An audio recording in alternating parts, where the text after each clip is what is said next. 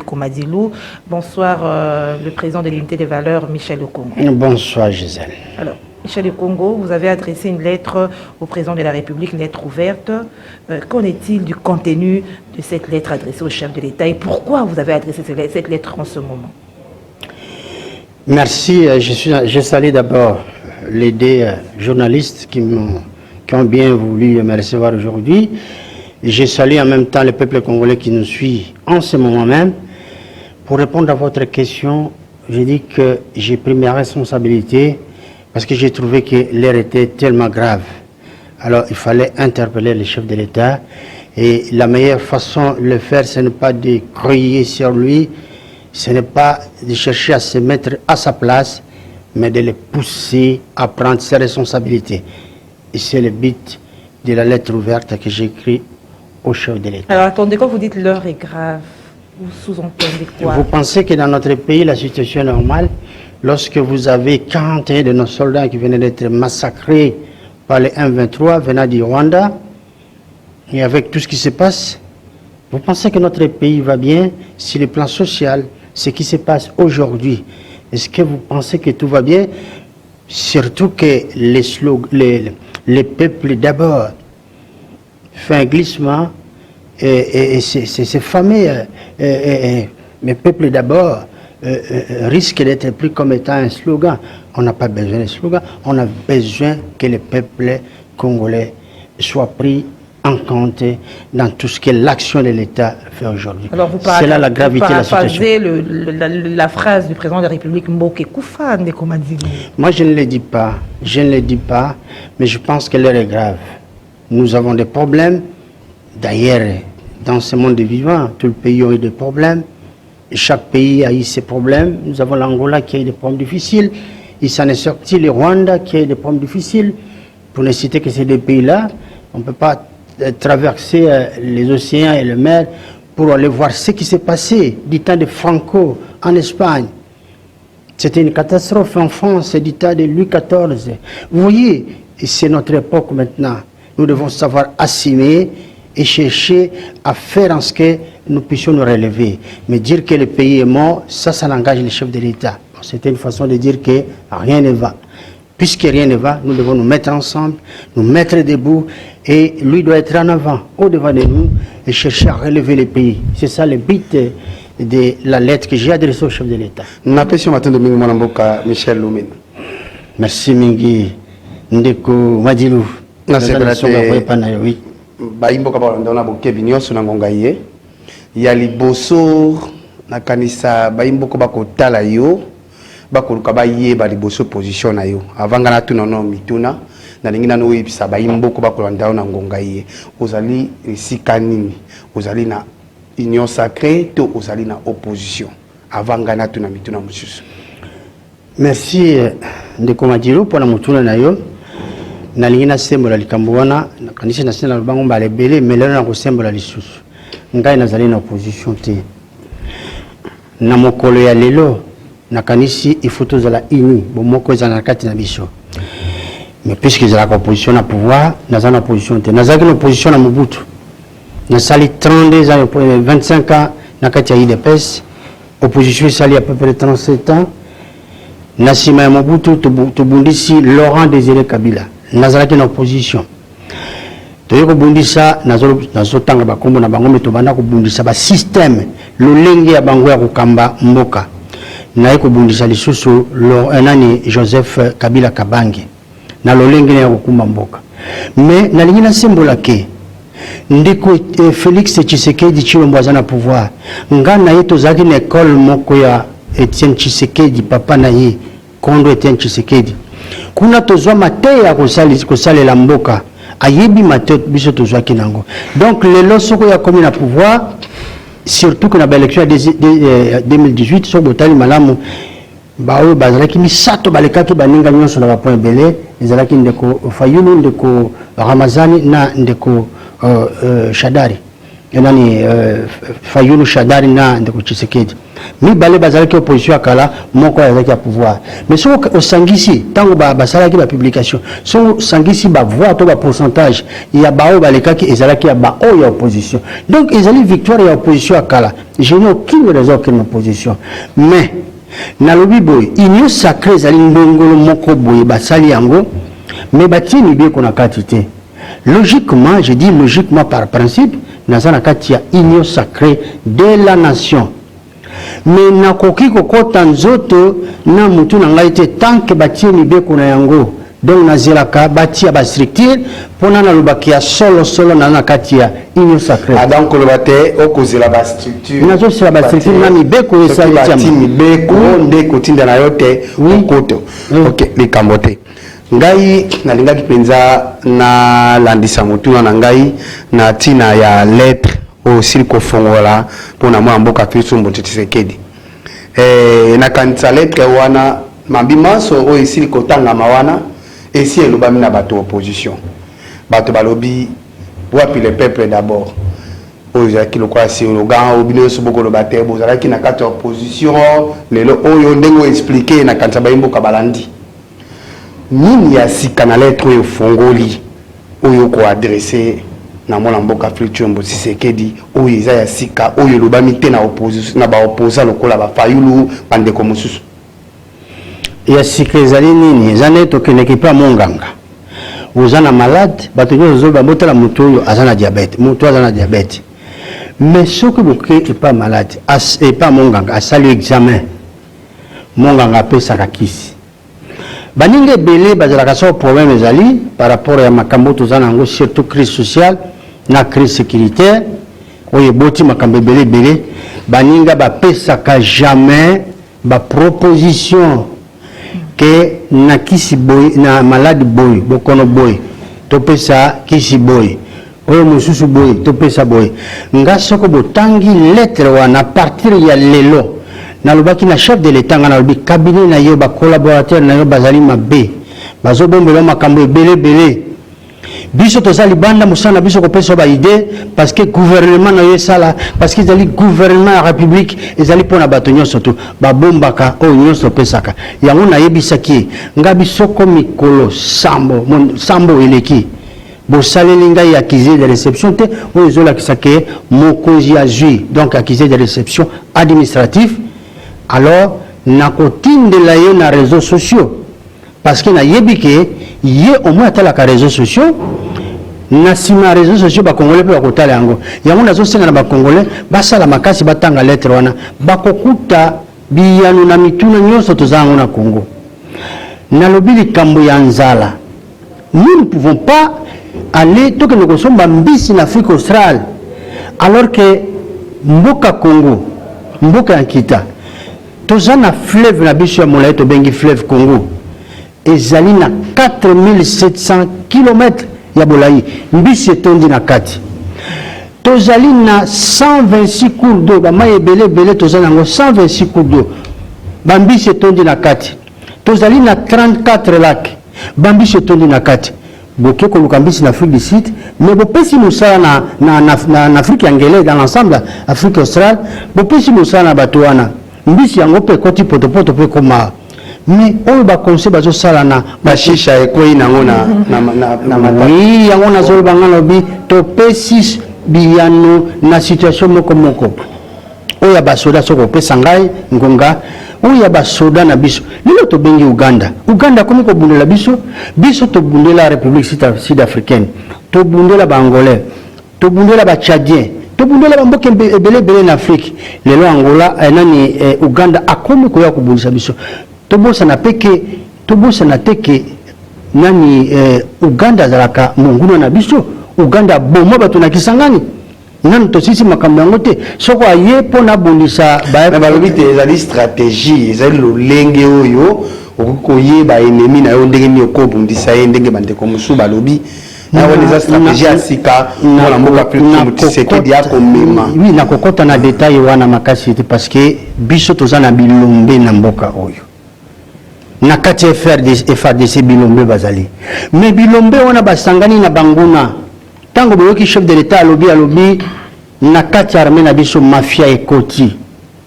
Boyoki ndeko Mbosso na parlement na assemblée nationale alobi ayo banguna o bazo bulisa biso à partir de est baza na kati siko. Na lakisi ce qu'il faut faire. Il faut tonga armée mosusu ya sika. Commandement za la se moko. Na kati wana si le plan social, si le plan y a organisation, nous fait que de malam. Naza na pesi biyano na mituna au peuple congolais, azako mituna pe na oye sengeli pour la République. Tolobi yango na chef de l'État pour na kamata ba responsabilité na ye. Tala opesinga yi occasion na yebisa yeke abangelo ko moko te parce que pouvoir oyo ya zwa ngona mandoki te. Moto ya zwa pouvoir na mandoki nda banga mandoki soka talisi malbi bago ko betanga ninga na betaki mosusu. Ya zwa ngo démocratiquement. La seule chose oyo ya koki ko banga ezali voya peuple. Voya esale makaka na l'ère ya élection.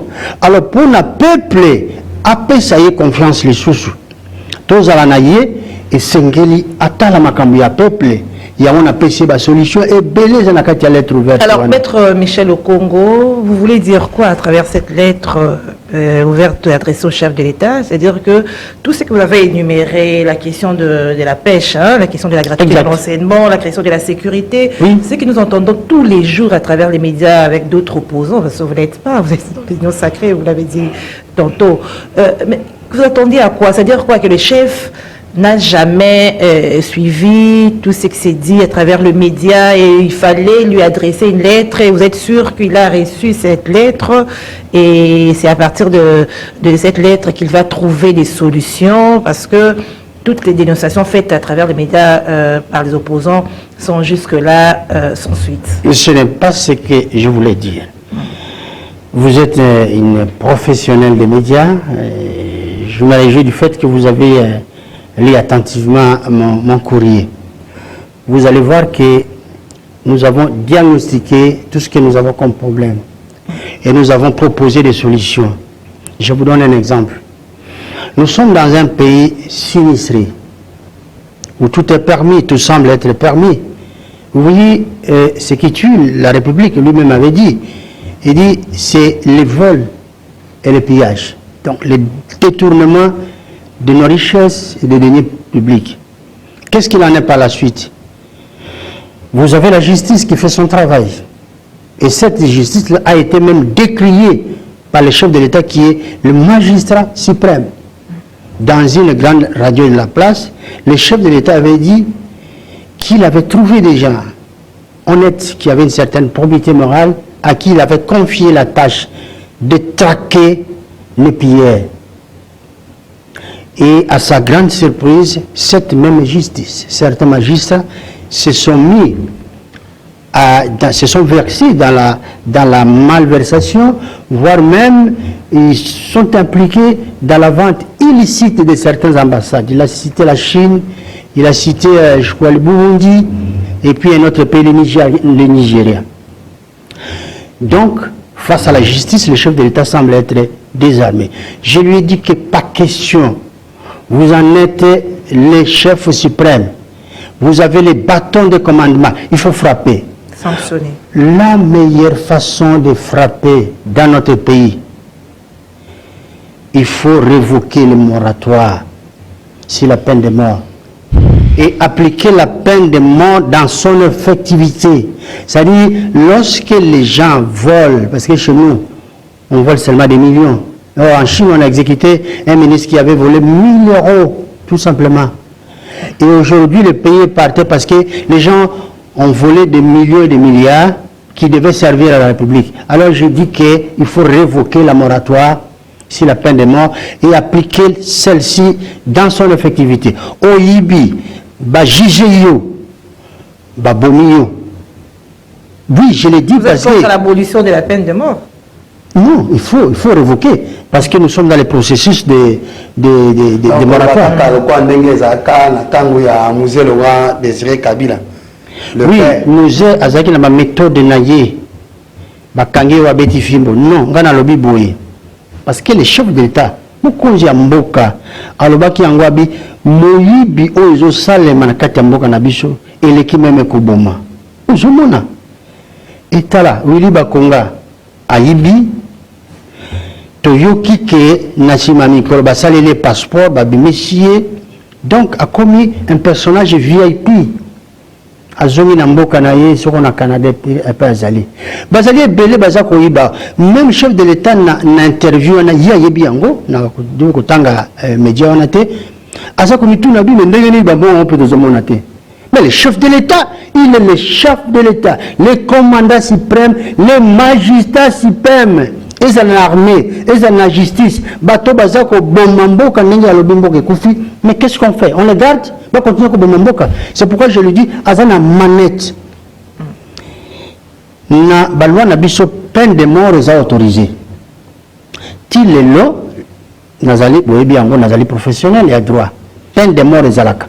Mais ils ont combien une prison à perpétuité parce que tous on a quatre moratoire les abusa ko sal examen nango soko bolongola bokolongola ngoto bokolongola te mais na oyo salami na mboka oyo ba obaza ko bomma na cité bato bazo zanga biloko kolia parce que bango bakamati mbongo nyonso tout mutu azokufa parce que azangi aspirine ndeko yebi ke soko température en zoto na maté comme la 40 et plus aux ans aspirine ko kitisa et ko bomma na mboka Michel Opengi Michel Mena au Congo Lomena Limbisi lelo na kanisa tango ko maniola penza bayimboka bisika bakotala yo na bokebi bakomona solo te okolongola eloko lioko te na miambi maso ba opposa balobaka po oyo koloba ekotalisa solo te topesa ba opposa raison te makambo maso basilaka koloba po yo lobi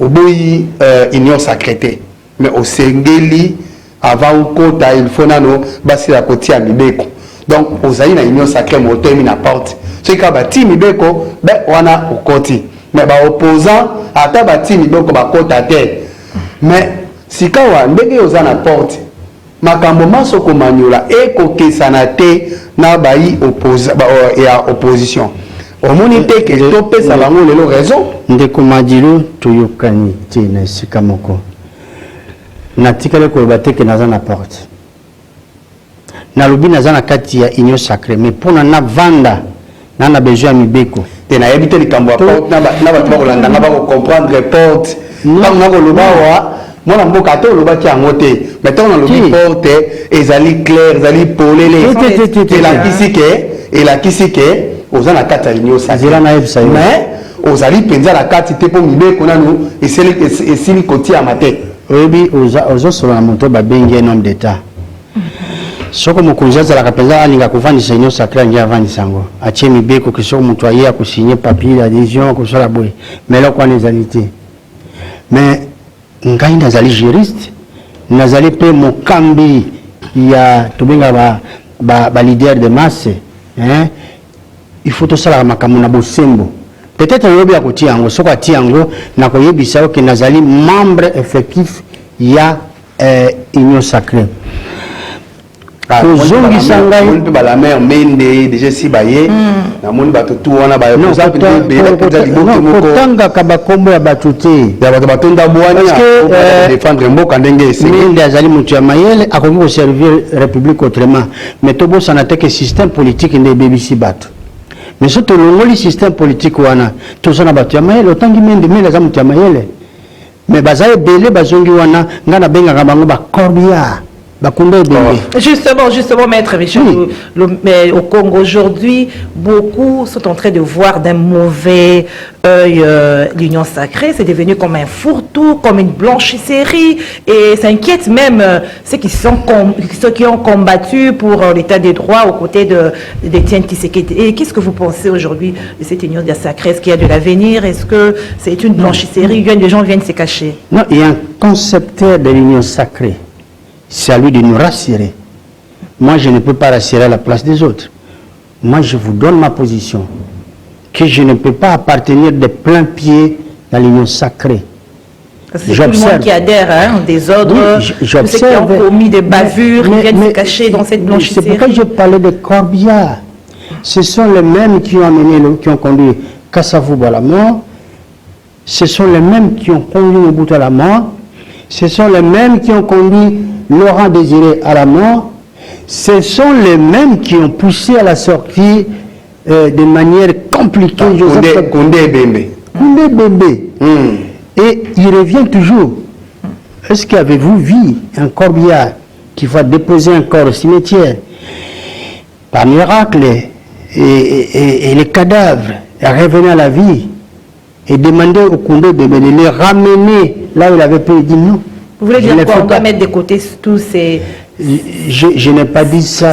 Je suis sûr. Ceux qui ont déjà régné, ceux qui ont mis les pays par terre, je suis sûr.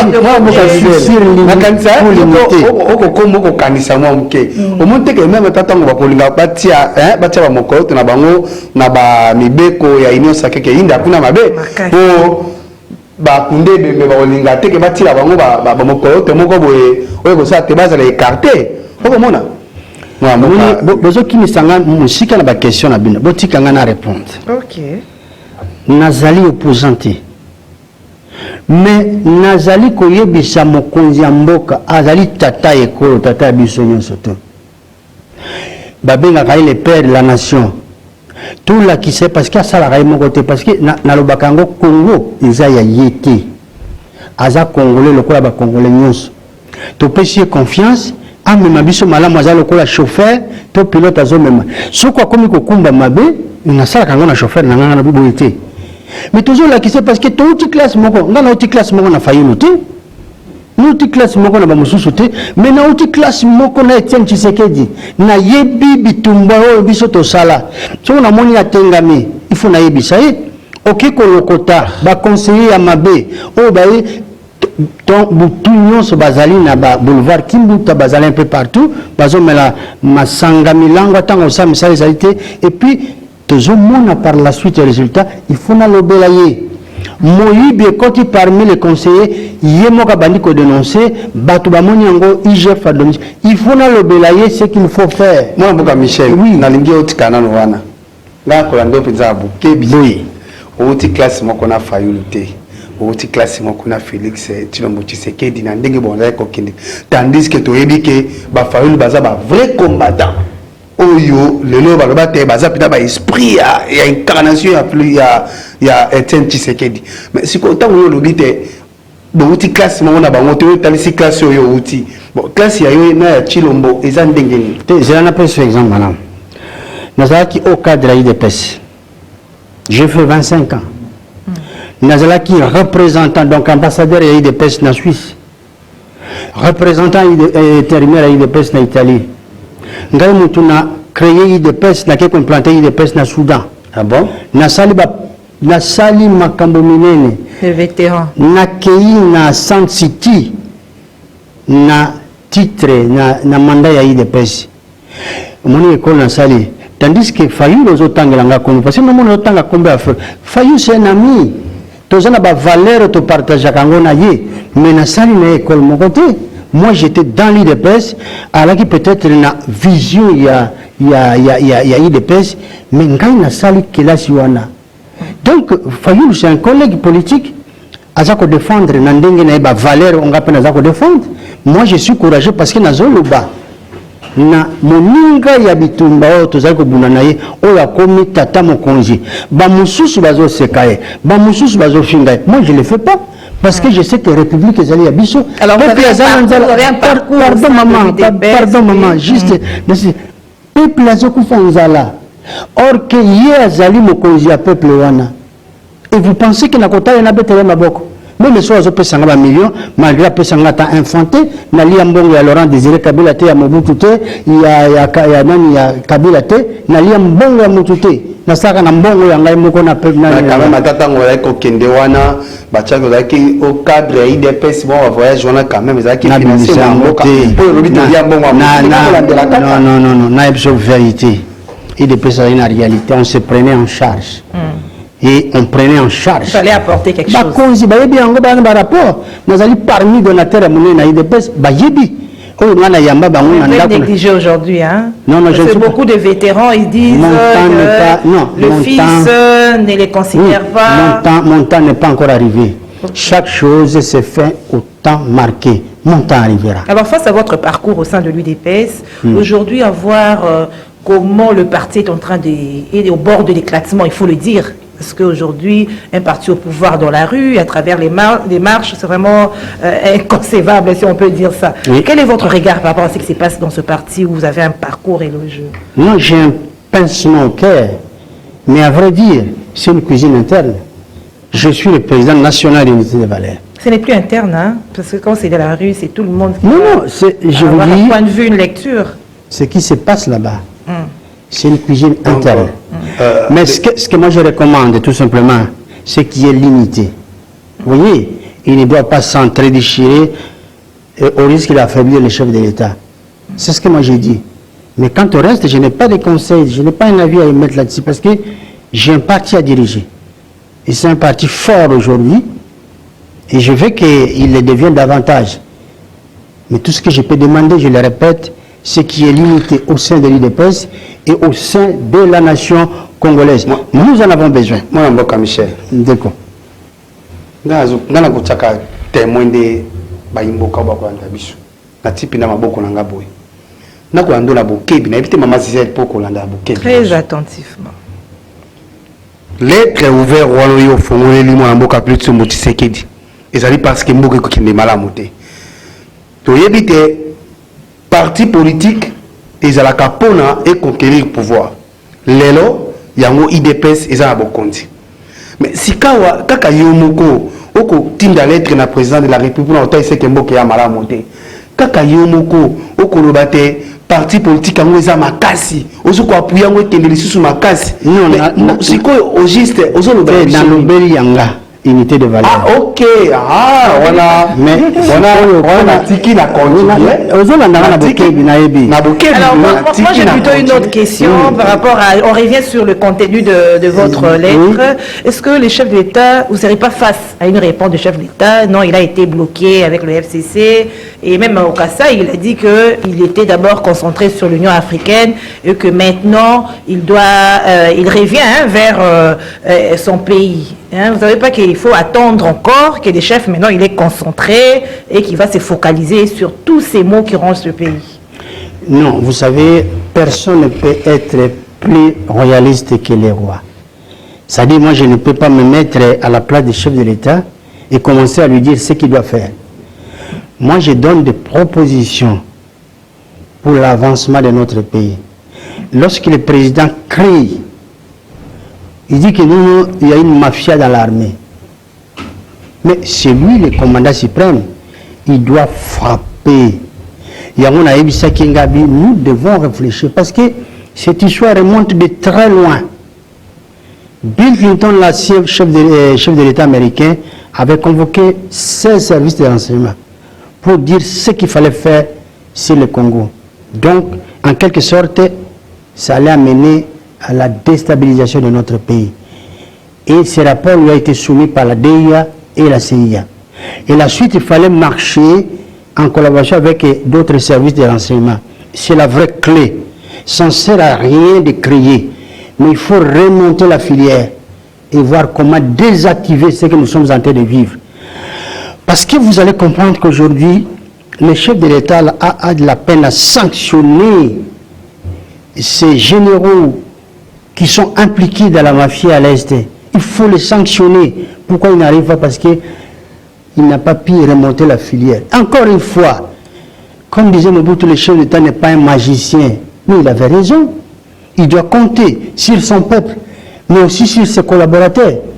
Mais nous faisons partie de ces collaborateurs indirects ou lointains. Et tout ce que j'ai fait, c'est parce que le pays m'appartient. Et je lui ai dit ce qu'il faudrait faire.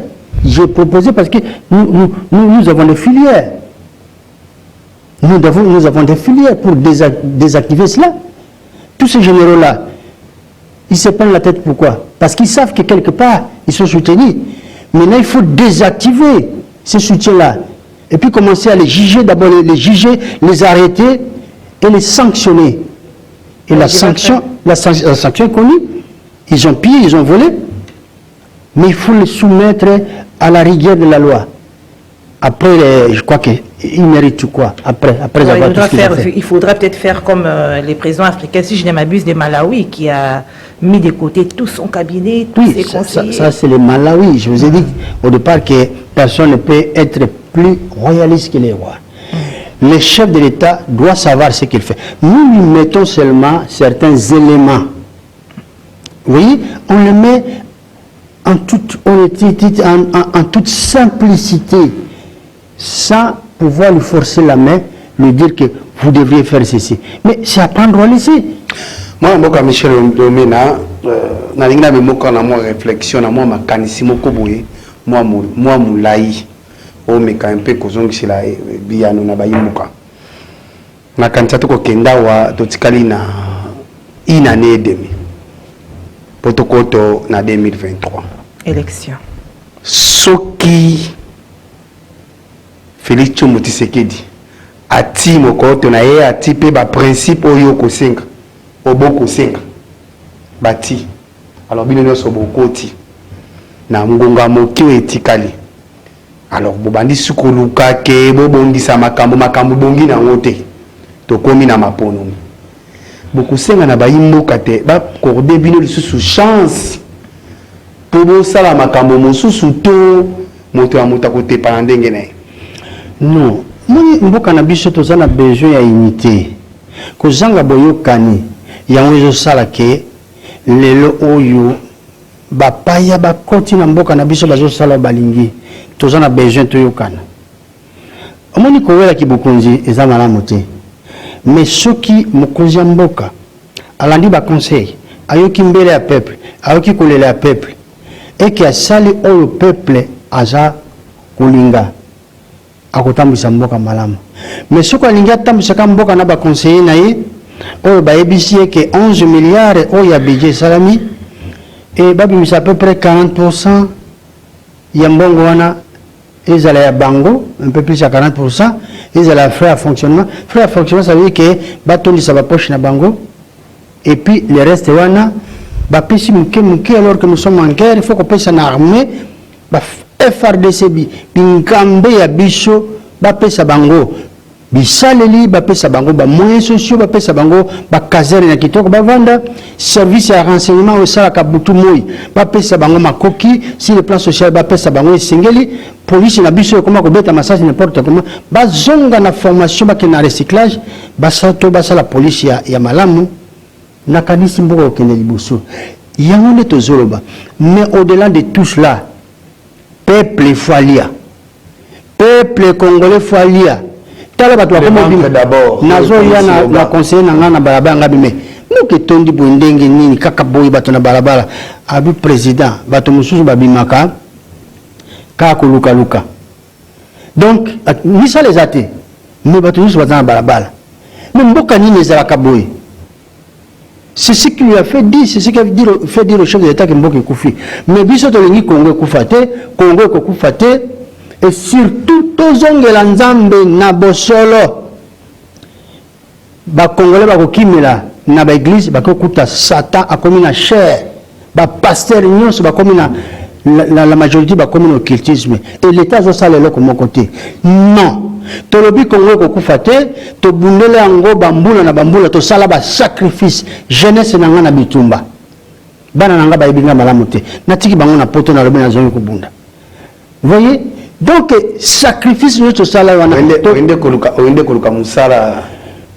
Oui mais oyebi que le temps d'après ça musala olobi malamu très bien déco na yeko le pouvoir te na yeko le musala kitoko ministre d'État musala d'abord des jeunes entreprises parce que bandeko mingi après kamataka ambition comme kwa misolo wana comme kotinda na bano baza kuna awa ezomo wana lisusu oza mopanzi sango ba diaspora ba kosa ba kolela yango wana pe mopanzi ya sango ya lokumu. Je crois que vous avez information sur tout. Mais ngana lobi to sukisa na makambo wana. Pour te musala nozo salopé, izwa valeur ndenge moko pesi yango. To ende kuluka misala ya solo. Misala wana exactement comme ta pouvoir ambition l'exaliboso osamos biso ba biso zakaba sali ya peuple. Ouais, tout ça a besoin de ça, tout ça la peuple. Et non pas tout le pouvoir pour mater la peuple, que son baba parcelle, au lingi, au sombi, au vendre le cola, au régner le cola roi. Non, ça non. Yangwana lobby, Mokana na salaki, et le calibosa yambo social. Parce que, attends, punda oya même makamuntu. Azo même au betien zete, kima, accompagne qu'il faut na kima. Patron albina kima. Punda wana. Et ça, à un moment il faut, on les aille, on peut se mailler. Alors, au regard de votre lettre ouverte adressée au chef de l'État, Maître Michel Okongo, on peut dire que vous avez dressé un bilan négatif de la gouvernance du chef d'État, surtout qu'il venait de totaliser ces 3 années à la tête de la République démocratique du Congo. Oui, je ne souhaite pas que le chef de l'État puisse ouvrir d'autres fonds, à part des fonds qui sont ouverts aujourd'hui. Vous voyez?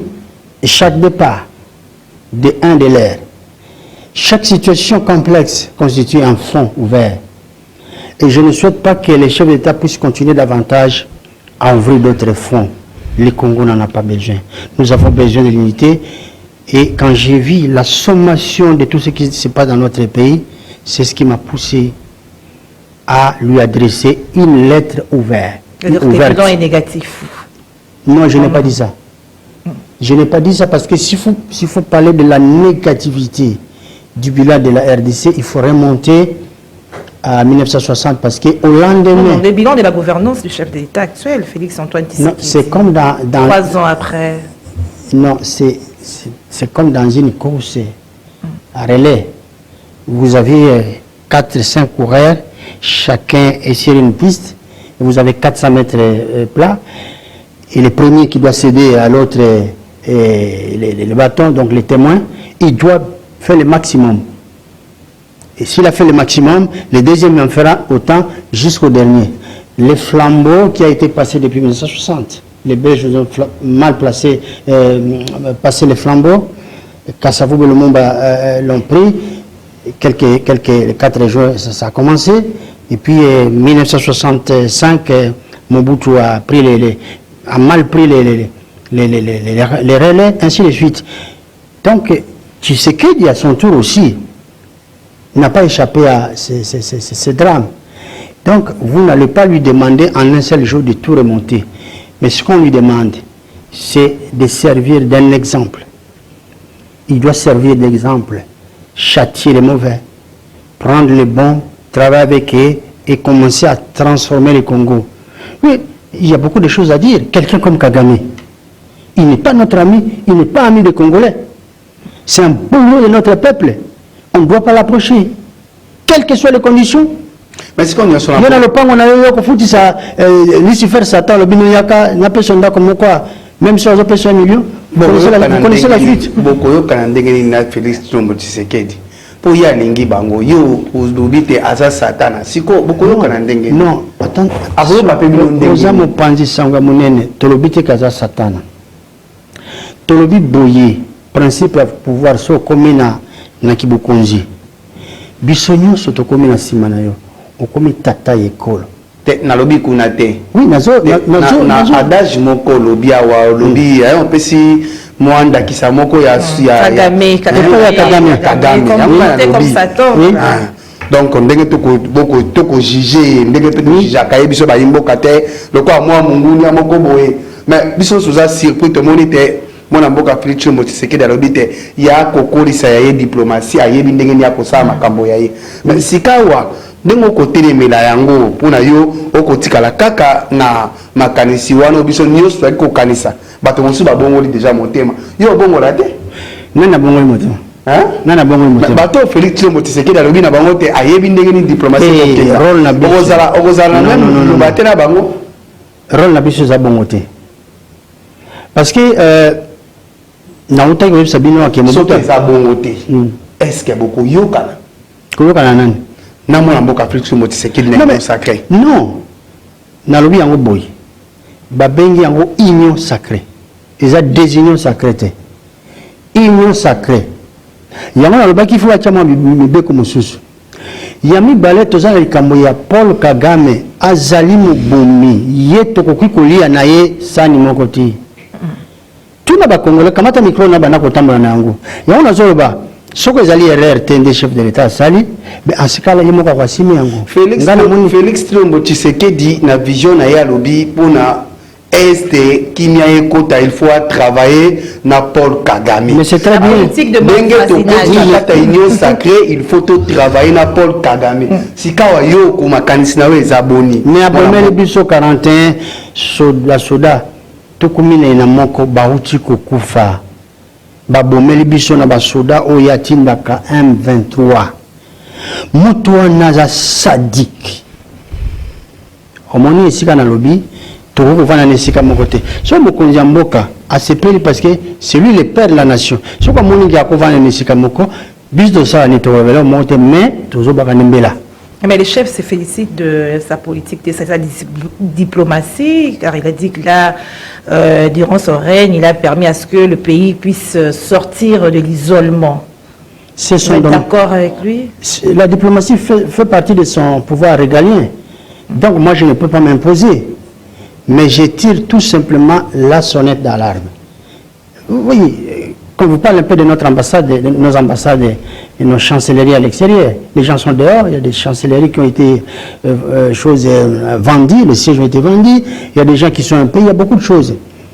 Nous devons nous mettre ensemble. Le chef de l'État doit nous écouter. Je dis bien, il doit nous écouter. C'est pour la première fois que je parle du devoir. Il doit nous écouter. Parce que nous sommes tous Congolais. Et c'est lui le père de la nation, nous sommes derrière lui.